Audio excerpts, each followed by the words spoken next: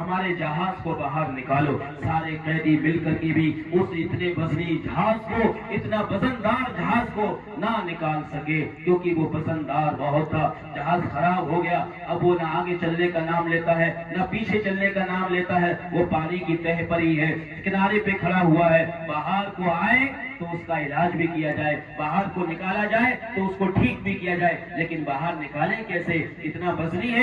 سارے قیدی جمع ہو گئے، لیکن بادشاہ ایران کا جہاز نہ نکال سکے۔ وزیر تو پہلے سے ہی چالاک اور چتر ہوتے ہیں۔ وزیر نے کہا کہ بادشاہ سلامت، ہمارے یہاں دربار میں، ہماری جیل میں بہت سارے قیدی رہے اور سب قیدیوں کو بلا لیا، لیکن یہ اس جہاز کو نہ نکال سکے۔ میرا ایک مشورہ ہے، میری ایک رائے ہے۔ بادشاہ ایران کہتا ہے تم بھی بولو کیا رائے ہے، کیا بات ہے؟ کہا کہ دیکھو، چند مسلمان نام کے لوگ، چند مومن نام کے لوگ ہماری جیل کے اندر اور بھی آئے ہوئے ہیں، وہ دوسرے کمرے کے اندر ہیں، ان کو آپ نے نہیں بلایا۔ بادشاہ مسکرانے لگا، ہنسنے لگا، اے وزیر کیسی باتیں کرتے ہو؟ اتنے سارے لوگ مل کر کے میرے جہاز کو نہ نکال سکے، چند مومن، چند مسلمان میرے جہاز کو کیسے نکال پائیں گے؟ وزیر نے کہا کہ بادشاہ، میں ان کی طاقت کو، ان کی ہمت کو میں سمجھتا ہوں، اس لیے دنیا کے جتنے بھی لوگ ہیں ان کے اندر جو طاقت پائی جاتی ہے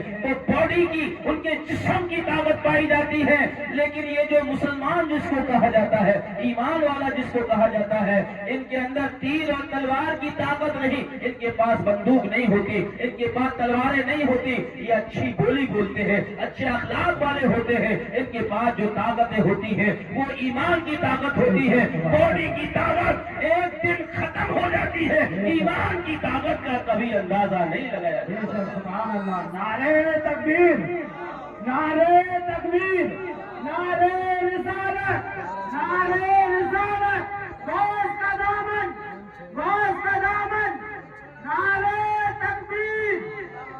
میرے پیارے اسلامی بھائیو، ہوتا کیا ہے؟ بادشاہ نے کہا کہ وزیر اتنی بات کر رہے ہو تو ٹھیک ہے، بلا لاؤ، لیکن اگرچہ میرے جہاز کو نہ نکال پائے تو پھر تمہیں شکست ہوگی، اس بات پر ذلیل ہوگے تم، میری تمہیں سننا پڑے گی، اور اگرچہ نکال دیا میرے جہاز کو تو یہاں کی حکومت کا حصہ بھی دوں گا اور ان کو تاج پہناؤں گا، ان کو زمین و جائیداد دوں گا۔ میرے پیارے اسلامی بھائیوں، وزیر نے کہا کہ ٹھیک ہے، وہاں پہنچا، پہنچنے کے بعد میں کہا اے لوگوں، بادشاہ نے تمہیں طلب کیا ہے۔ مومنوں نے کہا کہ ہمیں کیوں طلب کیا ہے؟ کہا کہ ان کا جہاز نکلنا ہے۔ کہا کہ اتنے سارے قیدی ابھی گئے تو تھے، تم نے ان کو لگایا جہاز پر، لیکن کیا ہوا؟ کہا کہ نہیں نکلا۔ تو کہا کہ ہم تو تھوڑے سے ہی ہیں، 1000 2000 5000 آدمی ایک طرف، 2-4 آدمی ایک طرف ہو تو کیا مقابلہ ہو سکتا ہے؟ کچھ بھی نہیں، ان کی طاقت بہت زیادہ، کیونکہ 1000 ہاتھ، 1000 پیر، 1000 سر، لیکن ادھر تو 2-4 ہی ہیں، تو کیسے ہوگا؟ کہا، وزیر نے کہا کہ دیکھو، میں جانتا ہوں تم لوگ کسی وجہ سے پھنس گئے ہو، تم ظالم نہیں ہو، تم نردوش ہو، لیکن کسی وجہ سے پھنس گئے، ہماری جیل میں آ گئے ہو۔ تمہارا ایمان، تمہاری پیشانی کی چمک، تمہاری رفتار، تمہاری گفتار، تمہاری زبان کی شیریں بتا رہی ہے کہ تم سچے مومن ہو۔ بس میں نے یہ بھانپ لیا ہے، کیونکہ میں یہاں پر آج سے نہیں بلکہ 20 25 30 سال سے یہاں پر میں ملازمت کر رہا ہوں، 25 30 سال سے میں یہاں کے دربار کا دیکھ کر رہا ہوں۔ میں جانتا ہوں، انسان کو دیکھ کے پرکھ لیتا ہوں، انسان کو دیکھ کے جان لیتا ہوں۔ بس تم چلو اور بادشاہ کے جہاز کو نکال دو اور بادشاہ تمہیں انعام سے مالا مال کر دے گا۔ ان لوگوں نے اللہ رب العزت کی بارگاہ میں سر کو سجدے میں رکھا اور کہا کہ اے مولا، بات جیتنے کی اور ہارنے کی نہیں ہے، بلکہ بات اس بات کی ہے، اگرچہ ہم جیت گئے، مولا تیرا نام جیت جائے گا، تیرے رسول کا نام جیت جائے گا۔ اگر ہم ہار گئے، اس کے جہاز کو نہ نکال پائے، وزیر کا دل ٹوٹ جائے گا۔ وزیر کا جو ہم پر، ہمارے ایمان پر جو بھروسہ ہے، اس کی طاقت پر بھروسہ ہے، اس کا دل ٹوٹ جائے گا۔ مولا، یہ جنگ ہارنے یا جیتنے کا نام نہیں ہے، بلکہ مولا بس یہ تعریف و توصیف کا نام ہے۔ بس تو ہمیں हिम्मत दे दे, बस तू हमारी मदद कर दे। अल्लाह पाक की बारगाह से दुआ करके 4 लोग, एक दाएं की तरफ लगा, एक बाएं की तरफ लगा, एक आगे एक पीछे लगा, चारों लोग ने उस जहाज के पास रखे। तारीख आज भी गवाह है, तारीख के अंदर ये बात आज भी नोट की जा चुकी है। ये आसमान के नजारों ने ऐसा नजारा पहले कभी ना देखा होगा, ये जमीन के जर्रात ने ऐसी बात कभी नहीं देखी होगी। यहाँ पर हजारों लोग कामयाब ना हो पाए, वहाँ पर 4 लोग सिर्फ अल्लाह उसके रसूल की मदद से अल्लाह का नाम लेकर के वहाँ पहुंचे हैं। और जब उन्होंने हाथ लगाया है और नारे तकबीर को बुलंद किया है, नारे रिसालत को बुलंद किया है, और एक ही झटके में बादशाह ईरान के जहाज को उठा करके पार पिला के खड़ा किया। सुभान अल्लाह, सुभान अल्लाह। सबके सब लोग हैरान हो गए, कहने लगे ये कैसे पॉसिबल है, ये कैसे हो सकता है, ये कैसे मुमकिन है।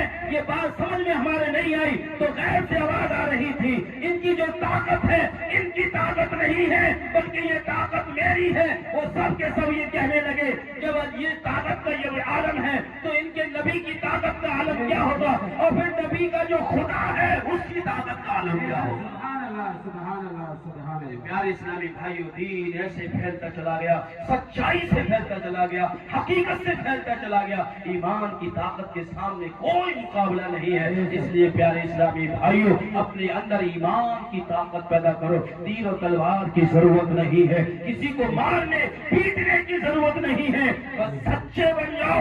मोमिन का काम यह है, ना वो झूठ बोलता है, ना बुलवाता है, ना किसी को धोखा देता है, ना वो धोखा खाता है। मोमिन वो है जो किसी चीज में मिलावट नहीं करता है, उसकी बात बड़ी सच्ची होती है। मोमिन वो है जब वो चलता है, देखने वाले लोग कहते हैं कि वाकई में ये इंसान दीन का फॉलोअर्स है, दीन का मानने वाला है, दीन की हिमायत करने वाला है। मेरे प्यारे इस्लामी भाइयों, जब इंसान अपनी पूरी जिंदगी को राह खुदा में वक्त कर देता है तो फिर वही होता है जो जमाना देख रहा है और हैरत कर रहा है। हुजूर ख्वाजा मोइनुद्दीन चिश्ती अजमेरी हसन संजरी रहमतुल्लाहि ताला अलैहि ने पूरी दुनिया को ये दिखा करके समझा दिया, ऐ लोगों, एक चीज को कहीं से उठा करके कहीं रखने के लिए इतनी ही बड़ी जगह चाहिए जितनी जगह वो पहले मौजूद था। अनाज सागर का पानी भरा हुआ है, लेकिन मुरीदों को आपने हुक्म दिया मेरे से छोटे से काशे में इसे ले जाओ और अनाज सागर से कहना वो तमाम पानी इसमें आ जाएगा। और ऐसा ही हुआ, अनाज सागर का सारा पानी ख्वाजा मोइनुद्दीन चिश्ती ने अपने छोटे से काशे में बुला लिया, मंगवा लिया। मेरे प्यारे इस्लामी भाइयों, दुनिया चीखने लगी ये कैसे हो सकता था। इसको एक चीज को दूसरी जगह रखने के लिए बहुत बड़ी जगह चाहिए। ये अनाज सागर बहुत बड़ा है, अगर इस पानी को खिलाने के लिए अगर चाहिए था तो दूसरी जगह इतनी बड़ी हो जो तालाब हो, लेकिन आपने तो छोटे से अपने अनाज सागर को छोटे से काशे में बुला लिया, मंगवा लिया। ये ताकत ये आपने फरमा दिया। ऐ मेरे मानने वालों, हाँ ये हो सकता है जब बंदा अल्लाह उसके रसूल के नाम पर मरने मिटने वाला हो जाए तो फिर ये अनाज सागर तो क्या है, ऐसे 700 सागर भी हो फिर भी वो छोटे से काशे में आगे ही रहेगा। नारे तकबीर, नारे तकबीर, नारे रिसालत, मस्जिद के आला हजरत, मस्जिद के आला हजरत, नारे तकबीर। प्यारे भाइयों, इसलिए जरूरी है नमाज सीखें। नमाज आपसे नहीं आती तो सीख लें, ये जरूरी है। बाद मरने के पछताना पड़े तो क्या फायदा।